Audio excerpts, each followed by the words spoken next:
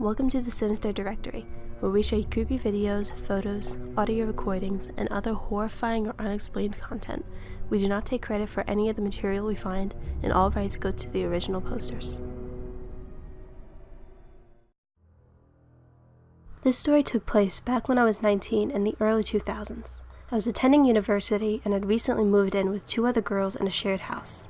I had broken up with a boyfriend. It didn't go well as far as breakups are concerned, and I'd endured threats of harm, which led to me moving into the shared house so I could escape his clutches and so he didn't know where I was. This is relevant to the story because it perhaps explains my terrible judgment and vulnerability in the following situation. The dialogue is paraphrased as best as I can recall.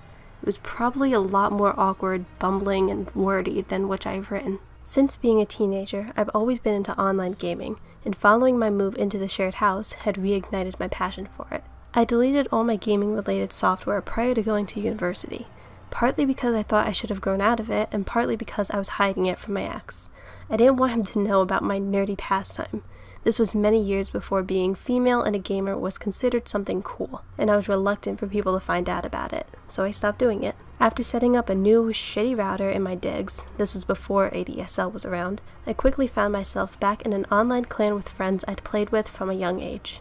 Now, you youngsters of today might not have a Scoobies as to how online gaming used to work, but before Steam, in order to play clan games you had to use Chat Client, IRC for the oldies out there, in order to organize games and plan events.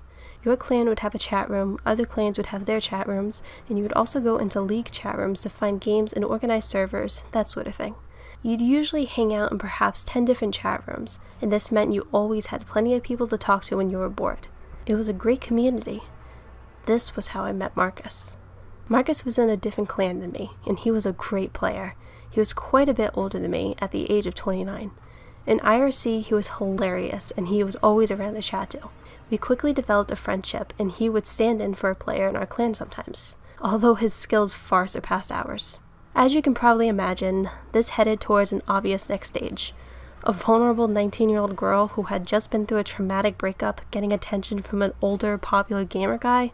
Although we private messaged frequently, I had told him in no uncertain terms that I was out of a shitty relationship and wasn't looking for anything like that. He, in fact, lived with his girlfriend, which was the initial red flag I chose to ignore. I didn't really care about that. I was just somebody having fun online.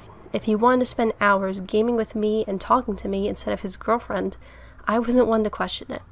I suppose I was a bit of an asshole back then. Marcus was a common visitor in our clan chat, and he had befriended most of my clanmates too. We had swapped photos, and he had never been inappropriate. And trust me, as a 19-year-old girl playing largely teenage boy-frequented team games, I had already seen a vast array of dick pics, creepy messages, sexist remarks, and been tricked by links to Tub Girl and other classics. If I'm honest, I liked the fact he was there to talk to. It progressed to us swapping numbers and texting each other. I confided in him, and he confided in me. Told each other about our failed and failing relationships. We confessed to having done different types of drugs. He still dabbled occasionally. I did not. We swapped game strategies, talked about our families, future plans, pets, etc. He started calling me on my phone. We started chatting regularly for hours at a time.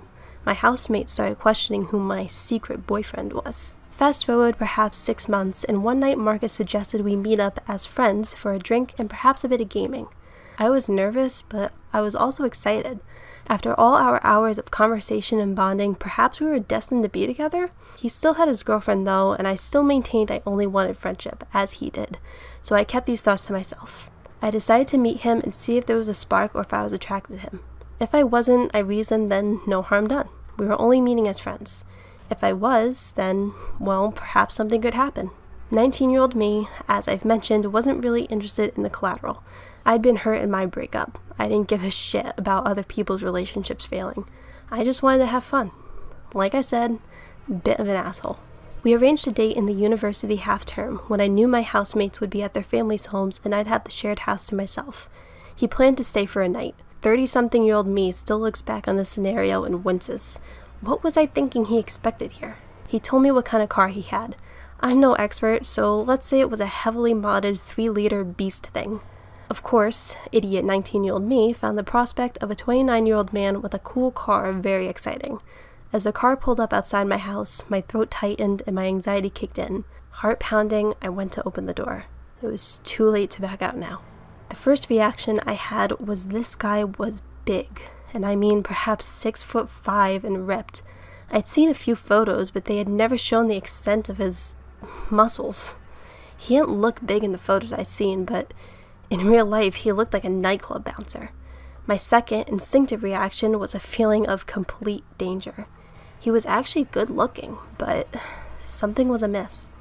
It was hard to describe, but there was a look in his eyes as he appraised me that made my blood run cold. I forced a smile and gave him a huge hug, asking him to come inside. I stupidly told myself it was actually my newly developed anxiety disorder from the breakup and being threatened, working overtime, and not him that was throwing my flight reaction into overdrive. And over the threshold, he walked in. I had invited him in. I asked him to come into the kitchen, and I have to be fair here. It is a strong possibility that he was socially inept and anxious too. In fact, that's what I convinced myself as he sat down and I fetched him a drink. It is also likely he was high on speed or cocaine, as he seemed very twitchy and nervous, and was chewing gum like he was trying to beat a world record. I tried to engage him in conversation, but unlike the online and phone personality, which was full of confidence, he completely clammed up. I asked if he wanted to grab some food, and he made some weird comment about only being able to eat certain things like protein because he was a bodybuilder. I wasn't hungry at all. I felt nauseous with the adrenaline sloshing around in my system, but I decided I needed to get him out of my house and see if we could be more at ease with each other, or see if I could get rid of him somehow. He agreed to drive to find somewhere to have a drink. I got into his ridiculously pimped out car and strapped in.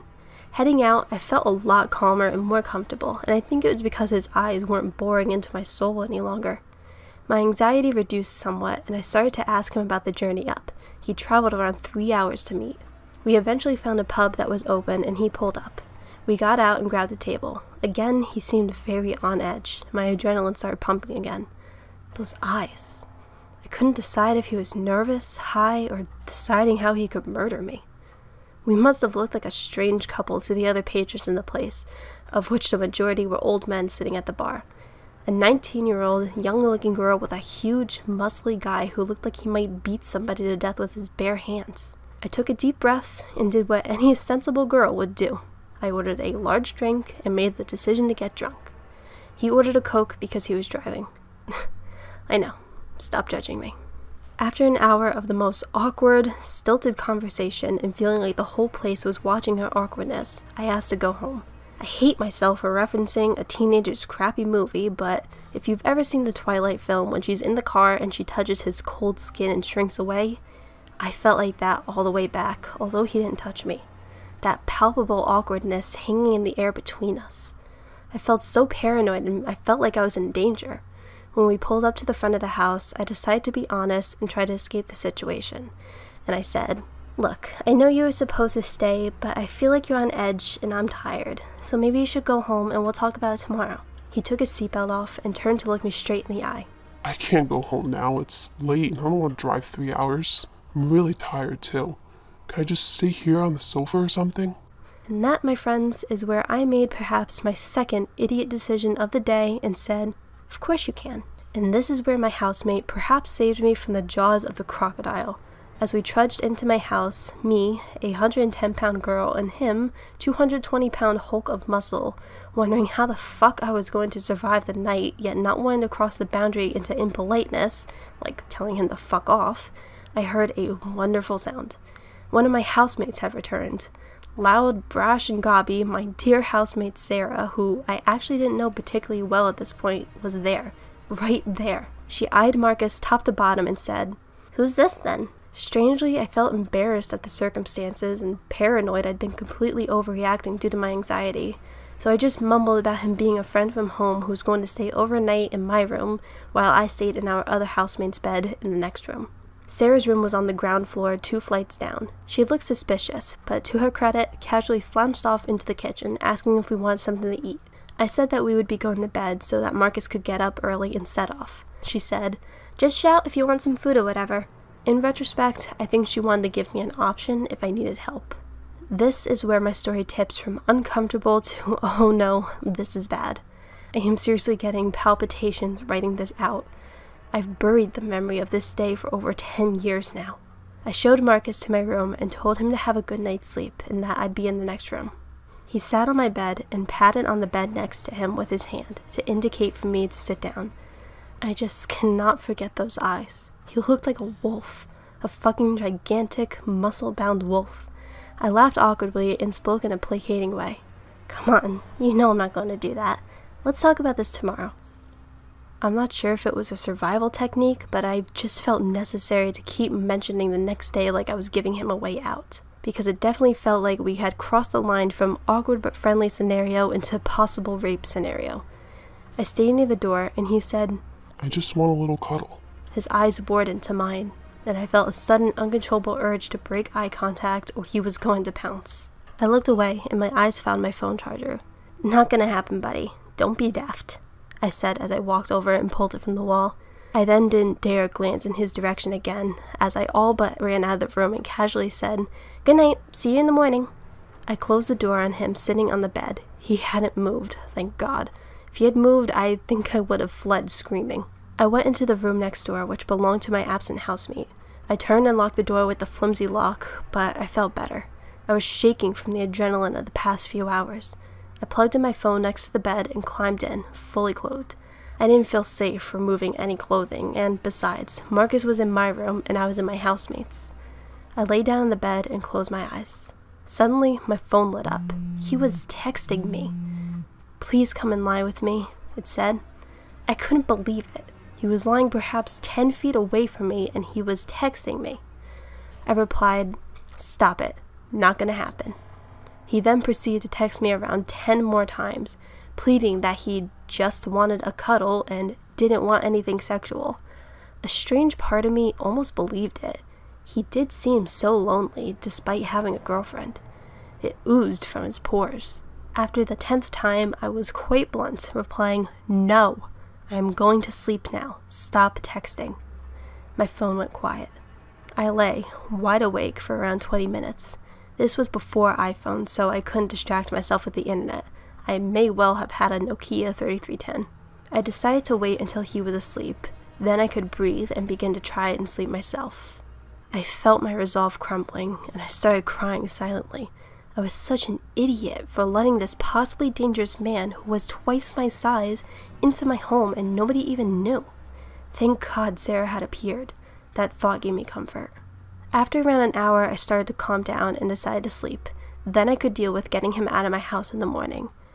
And then I heard my bedroom door creak open. My heart actually stopped, I'm sure of it. He's going to the toilet. I rationalized as the alarm bells clanged in my head and I struggled to fight a wave of adrenaline that washed over me, telling me to run, get out. To get from my bedroom to the bathroom, he had to pass the room I was in. I held my breath. I heard him creeping quietly, and past the door he went towards the bathroom. I let go of the breath I'd been holding. I'm just overreacting. He's just a nerdy guy with a lack of social skills. He's not dangerous. I'm fine, I told myself. I heard the toilet flush and the tap go.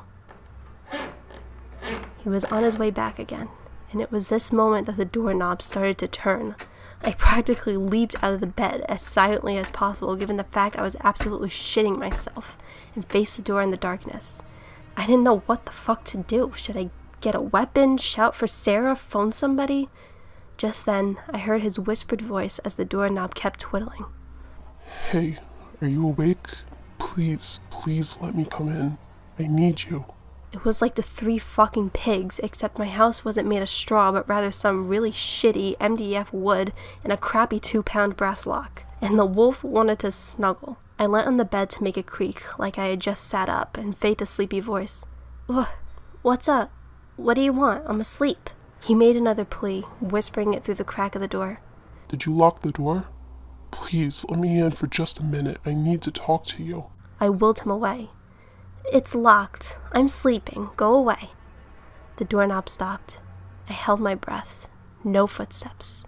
Suddenly, the doorknob started turning one way, then the other violently. Let me in, he whispered furiously. I ran at the door. I wasn't entirely sure what I was going to do, but I felt like I needed to attempt to hold it closed. Had he wanted to smash his way in, it would have been easy enough, but I wasn't letting him in without a fight. As he struggled and tried to push the door open, I turned to the gap in the door and with my most commanding voice said, "You are not coming in here. Go back to the other room now. I mean it." And to my utter relief, the doorknob stopped moving. I heard his footsteps skulk back to my room. Then I sat against the door and shook. I ended up locking the door with a set of drawers and lying wrapped up in a duvet behind that, in case he tried again. I was desperate to urinate, but I was not going to attempt to get to the bathroom. Somehow, I slept. The next morning, I woke up, moved the drawers, and pelted downstairs. People were outside on the street, the birds were singing, I heard Sarah stirring. I know it sounds stupid, but I honestly felt like I'd survived a natural disaster or something. I was amazed I'd survived the night intact. I eventually heard Marcus loping down the stairs. I stood in the kitchen with the TV on, and when he walked in, for some reason I felt the urge to act like nothing had happened. "Morning," I said and offered him a cup of tea. He looked like he hadn't slept at all. He declined and mumbled about having to set off to beat the traffic, and with that and an awkward hug, he was gone, out of my house and life. He disappeared off all our usual chat places soon after this, and one of our mutual friends kept me informed about what had happened. I was terrified that he would come back for me, but the 3-hour journey distance was somewhat reassuring. To his credit, he left me alone after he drove away that day. I heard he split from his girlfriend and went traveling. Around 5 years later, I found out from the mutual friend I still game with to this day that Marcus actually later died. He got involved with drugs while traveling and was found dead.